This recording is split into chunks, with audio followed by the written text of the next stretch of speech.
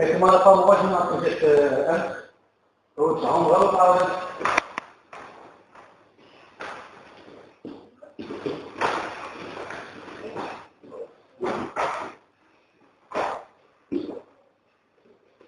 Raak naar het hoofd van die mooi.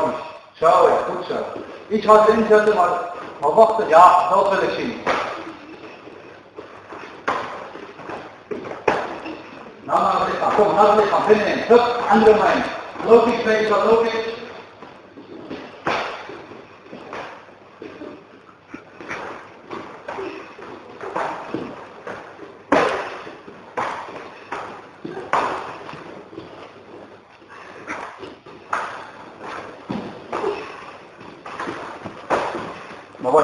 Maar wat is en nou raak, naar het gezicht raak en naar het gezicht raak. Ja, hop.